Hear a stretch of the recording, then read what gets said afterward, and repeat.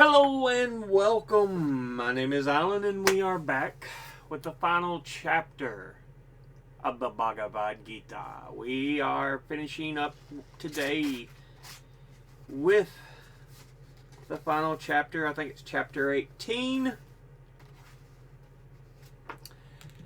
And with that said, let's go ahead and hop into this. It is titled Freedom and Renunciation.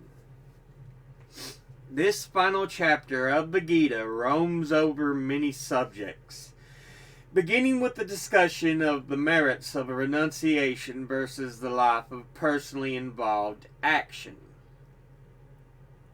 To begin with, Arjuna asks about the two words commonly used for renunciation in Sanskrit, sannyasa and tyaga, or tyaga. Both words come from roots meaning to give up or abandon.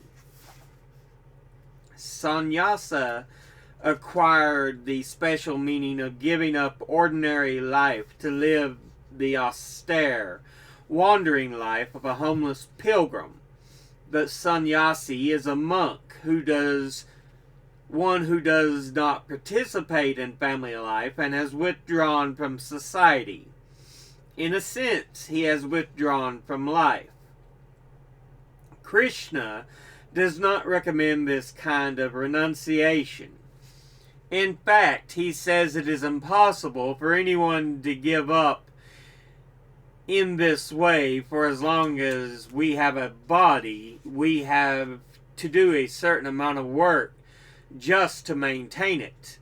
Krishna does not advise dropping out of life, and the Gita is primarily aimed at people who live in the world yet desire genuine spiritual fulfillment.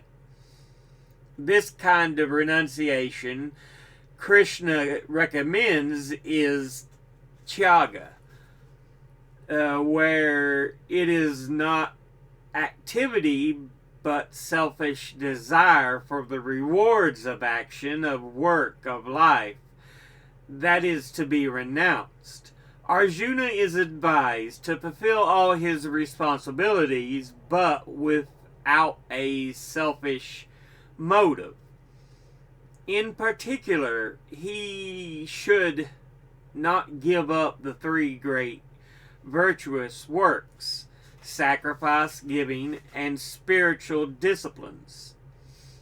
Having made plain to Arjuna that renunciation is essential, Krishna goes on to explain that renunciation can be of three kinds, depending on the guna that dominates the individual's personality. As may be expected, rajasic and tamasic renunciation leaves something to be desired. Many times, Krishna has said that renunciation of the fruits of work is essential. Perhaps the verse in chapter 2 said it best. What we have control over our work and actions, but we have no command of the results.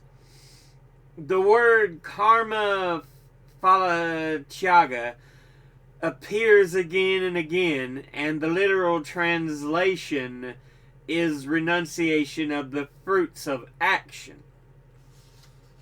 In the final chapter, literally the freedom, moksha, that comes from renunciation, Krishna sums up the teaching that in work, in life, one must not be driven by a selfish desire for any kind of reward, for such compulsive work can only stunt full spiritual development. In addition, Krishna points out when we act out of selfish attachment, we must fully partake of the result, the karma, of every thought, word, and deed. And although these results may be what we desired, they may also do something not desired at all, or little of both. in this life, we can never be sure that things will turn out as planned. In verse 13, the Sankhya philosophy is again mentioned. Scholars believe that at the time the Gita was composed, the Sankhya school was at an early stage of development, yet even here we see the characteristic method of thorough categorizing. Using the Sankhya categories of the three gunas, the Gita goes on to give more detail about work, which is of three kinds: sattvic, rajasic, and tamasic. Similarly, the doer of the work is shown to be dominated by one of the all-pervasive qualities. In a very interesting passage, Krishna talks of three kinds of happiness, a practical application of the abstract theories of Sankhya, pursuing the world of work and how it contributes to spiritual growth. The Gita gives a short explanation of caste in this chapter. The Gita is not especially interested in caste in the social hierarchy of Hindu society, but we do find a short explanation here. The sannyasi, the renouncing monk, has left society and therefore belongs to no caste. But Krishna does not point out that course to Arjuna. Rather, he wants Arjuna to lead an active life. Krishna tells him that devotion in his duty is best.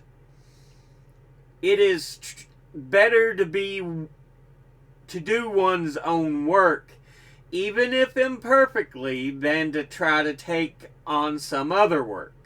The work proper to each of the four castes is then described. In general, the Gita takes a liberal view of caste, and it would be wrong to interpret this chapter as supporting a rigid caste system. The final part of the chapter, verses 50 and following, give a picture of a person who has attained siddhi, success in perfection in the spiritual life, and who goes on to union with Brahman. In verse 61, Krishna returns to a favorite topic: the Lord dwelling in the hearts of all beings. But here he adds a startling revelation. The Lord dwells in all, yet he whirls them around through Maya as if they were toys mounted on a machine. Having jarred Arjuna with this amazing image, Krishna reassures him that he can escape from the machine, the wheel of time, through devotion to God. If he wholeheartedly takes refuge in the Lord within, then through Krishna's grace he will find peace. But as his all but final word, Krishna reminds Arjuna that he holds him very dear. Through devotion, Arjuna will be able to find his way, and he should not forget that Krishna feels deep love for him. The relationship between the teacher and student is given a parting word, partially of warning. Krishna does not want these profound truths told to anyone who is not ready. Anyone lacking devotion or self-control, who does not want to hear spiritual instruction or who scoffs at it, should not be accepted as a student. The sacred act of giving spiritual instruction cannot be undertaken lightly. It is the highest work, and the man or woman who does it is most dear to Krishna. Finally, Krishna asks Arjuna if he has understood. Arjuna says yes. His conflicts are over. He is ready to follow Krishna's instructions. This concludes the dialogue between Krishna and Arjuna and the instruction of the Gita proper. Sanjaya, who has been narrating the poem to blind King Dhritarashtra, adds a few final verses of benediction. He has seen this dialogue through his mystic vision granted by the grace of Vyasa.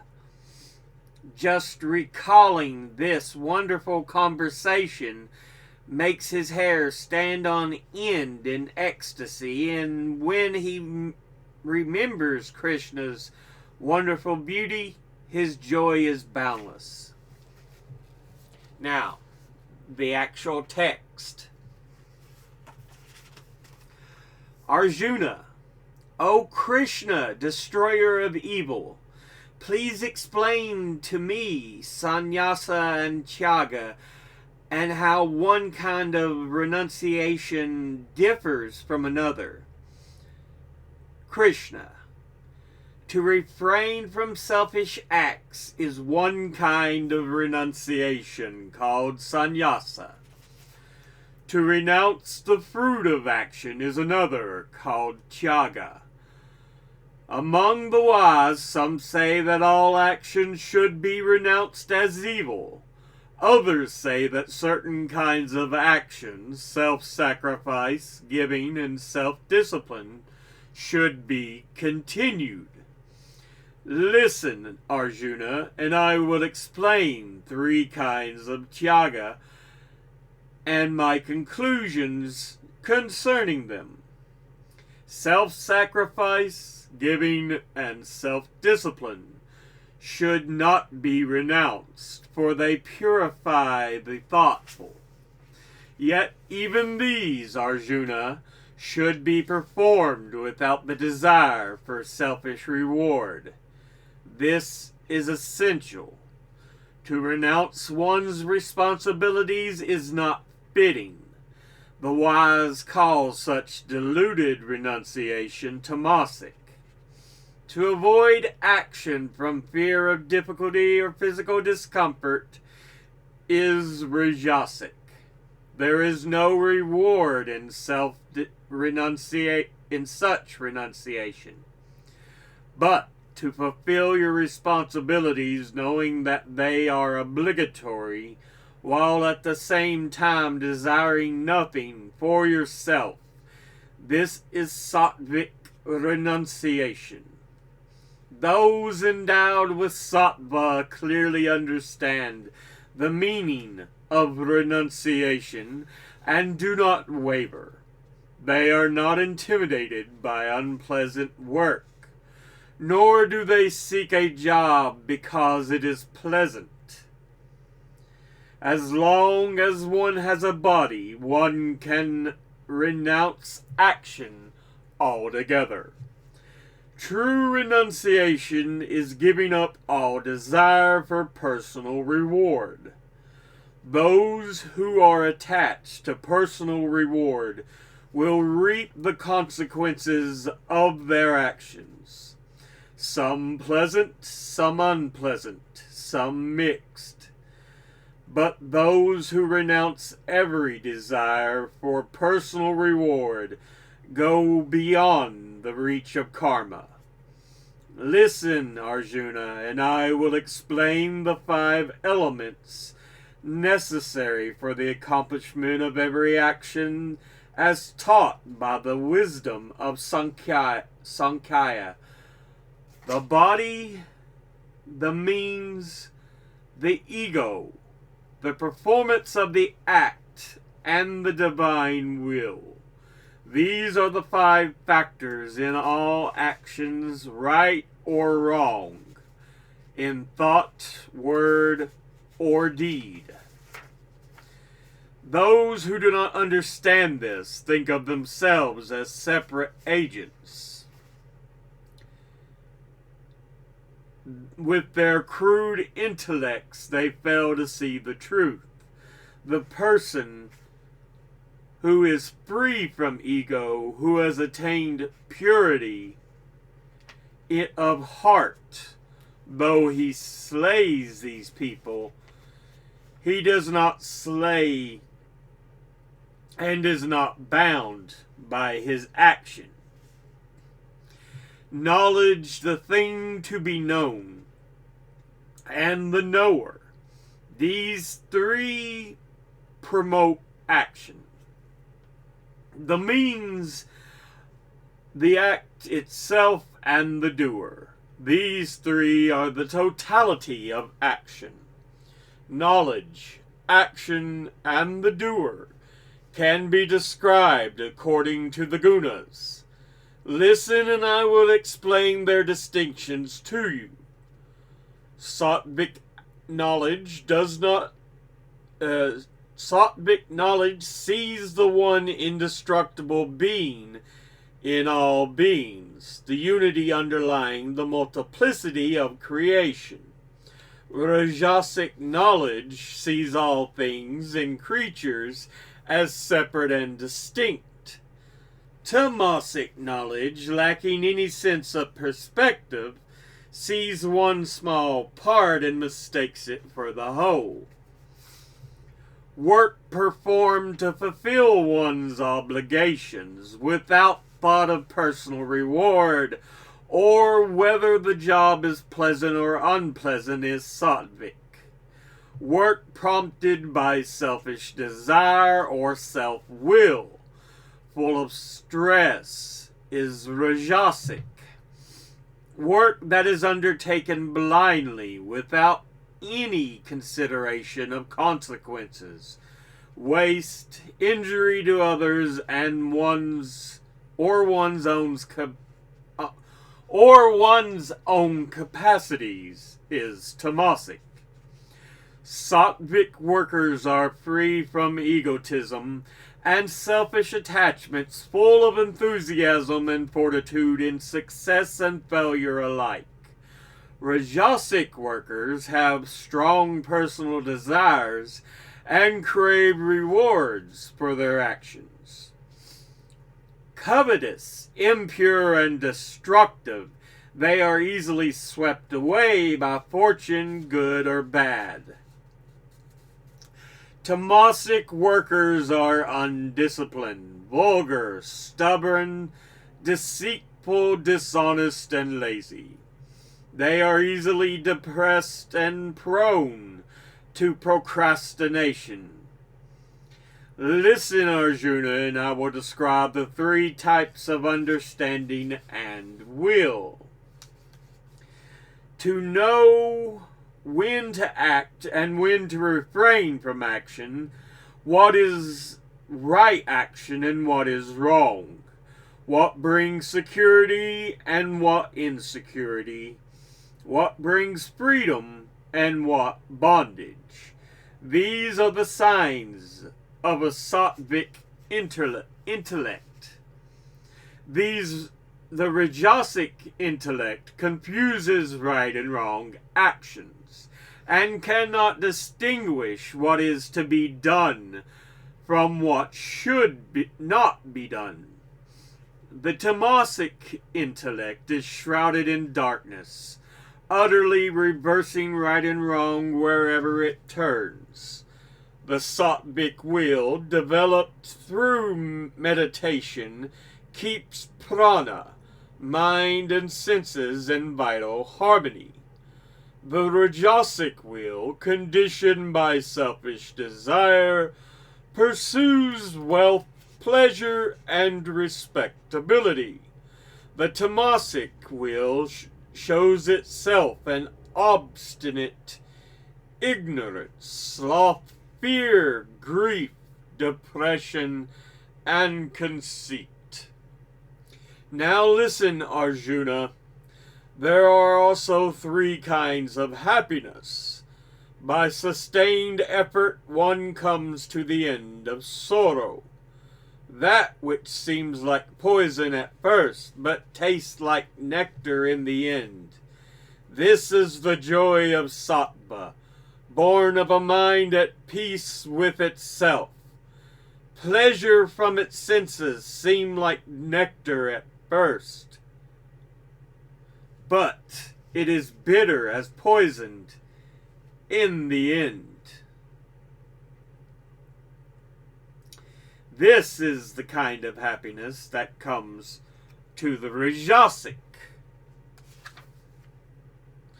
Those who are tamasic draw in pleasures from sleep, indolence, and intoxication. Both in the beginning and in the end, this happiness is a delusion. No creature, whether born of earth or among the gods in heaven, is free from the conditioning of the three gunas.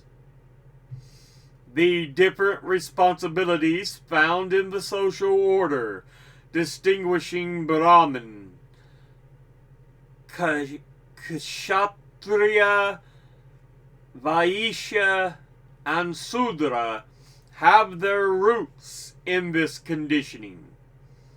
The responsibilities to which Brahmins are born based on their nature are self-control, tranquility, purity of heart, patience, humility, learning, austerity, wisdom, and faith. The qualities of Kshatriyas based on their nature are courage, strength, fortitude, dexterity, generosity, leadership, and firm resolve never to retreat from battle. The occupations suitable for Vaishya are agriculture, dairying, and trade. The proper work of a Shudra is service. By devotion to one's own particular duty, everyone can attain perfection. Let me tell you how. By performing one's own work, one worships the Creator who dwells in every creature. Such worship brings that person to fulfillment. It is better to perform one's own duties imperfectly than to master the duties of another. By fulfilling the obligations he is born with, a person never comes to grief. No one should abandon duties because he sees defects in them. Every action, every activity is surrounded by defects as a fire is surrounded by smoke. One who is free from selfish attachments, who has mastered himself in his passions, attains the supreme perfection of freedom from action. Listen, and I shall explain now, Arjuna, how one who has attained perfection also attains Brahman, the supreme consummation of wisdom. Unerring in discrimination, sovereign in the senses and passions, free from the clamor of likes and dislikes, such a one leads a simple, self-reliant life based on meditation, controlling speech, body, and mind. Free from self-will, aggressiveness, arrogance, anger, and the lust to possess people or things. They are at peace with themselves and the others and enter into the unitive state, united with Brahman, ever joyful, beyond the reach of desire and sorrow. They have equal regard for every living creature and attain supreme devotion to me. By loving me, they come to know me truly, even as they know my glory and enter into my boundless being. All their acts are performed to my service, and through my grace they win eternal life. Make every act an offering to me. Regard me as your only protector. Relying on interior discipline, meditate on me always. Remembering me, you shall overcome all difficulties through my grace. But if you will not heed me in your self-will, nothing will avail you. If you egotistically say, I will not fight this battle, your resolve will be useless. Your own nature will drive you into it. Your own karma, born of your own nature, will drive you to do even that which you do not wish to do because of your delusion. The Lord dwells in the hearts of all creatures, and whirls them round upon the will of Maya. Run to him for refuge with all your strength and peace. Peace profound will be yours through his grace. I give you these precious words of wisdom. Reflect on them, and then do as you choose. These are the last words I shall speak to you, dear one, for your spiritual fulfillment. You are very dear to me. Be aware of me always. Adore me, make every act an offering to me, and you shall come to me. This I promise, for you are dear to me. Abandon all supports and look to me for protection. I shall purify you from the sins of the past. Do not grieve. Do not share this wisdom with anyone who lacks in devotion or self-control, lacks the desire to learn, or scoffs at me. Those who teach this supreme mystery of the Gita to all who love me perform the greatest act of love. They will come to me without doubt. No one can render me more devoted service. No one on earth can be more dear to me.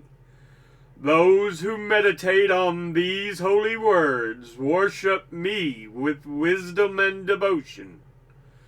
Even those who listen to them with faith, free from doubts, will find a happier world where good people dwell. Have you listened with attention?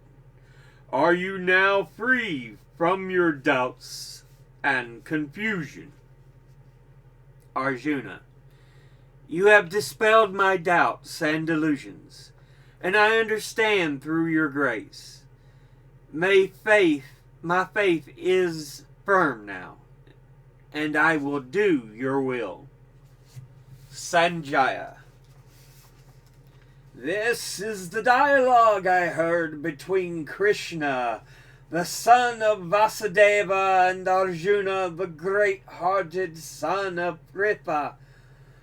The wonder of it makes my hair stand on end. Through Vyasa's grace, I have heard the supreme secret of spiritual union directly from the Lord of Yoga, Krishna himself. Whenever I remember these wonderful holy words between Krishna and Arjuna, I am filled with joy. And when I remember the breathtaking form of Krishna, I am filled with wonder, and my joy overflows. Wherever the divine Krishna and the mighty Arjuna are, there will be prosperity, victory, happiness, and sound judgment. Of this I am sure. And that ends the Gita. So yeah.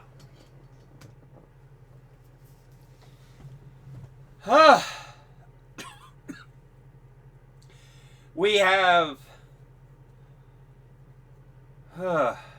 discussions about the tamasic, the rajasic, and the sattvic again, because those three forms do take place in everything we do as per the Gita, as Krishna tells Arjuna.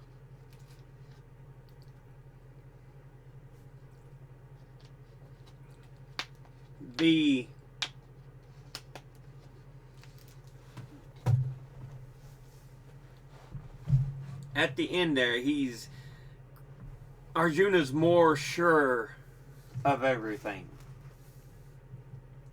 now that Krishna has provided to him this information. And he's like, I understand. I will do right by you, Lord Krishna. So, yeah. He's like, I've given you these secrets. Please do not tell them. You know, I have provided these because you are dear to me, Arjuna.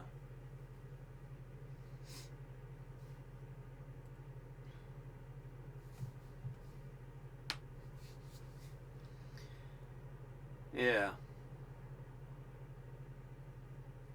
And Arjuna, of course, like we said, he does come to an understanding. And even the old blind seer, Sanjaya, is like, I see it all. This beauteous glory.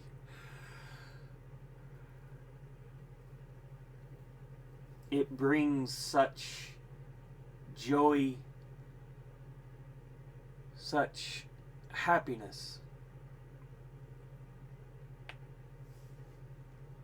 And he's like, truly, it is under Krishna and Arjuna that there shall be peace, prosperity, and happiness.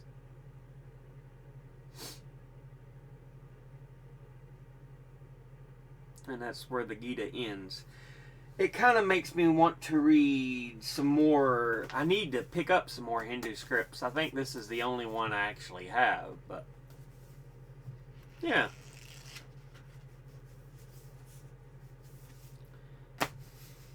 I guess I could pick me up some of the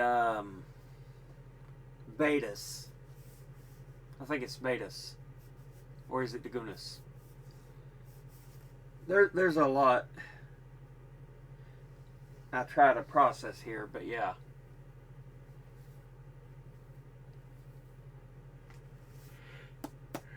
It is interesting. And of course, a few chapters back, we have the infamous quote. When Krishna transforms into Kali to describe that he is everything. He's like, behold, I have become death, destroyer of worlds. But there's also slightly different usage in this particular version of the text, because many languages are not always one-to-one. You know, things are going to vary. But yeah. All in all, I think it's an interesting read.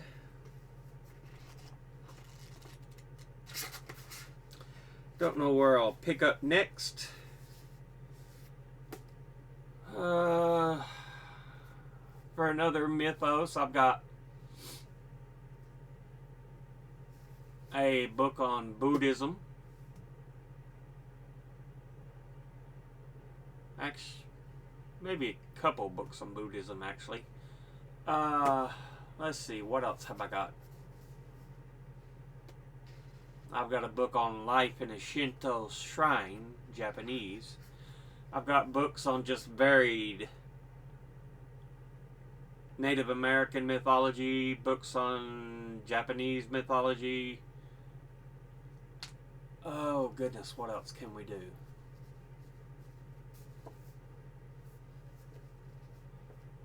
And again, it's no particular attempt to insult anybody such as Hinduism. I see all religion as mythology because I have yet to see evidence that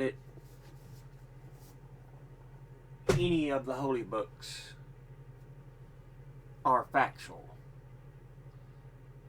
They're interesting reads. It's good to know your stuff, but again.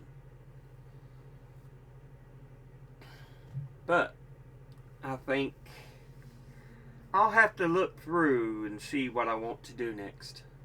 Like I said, I've done the Gita. Before that, I did the Prosetta and the Greek mythology by, I cannot remember her name, Edith something. But it's a good book. It gives you a lot of good information on the Greek mythos. But with that said, we are going to end this episode here. As always, educate thyself, think, read, study, learn. Someone tells you something you have trouble believing. Ask them to cite their sources. Thank you all for watching. I'll see you all in the next one. Until then, later.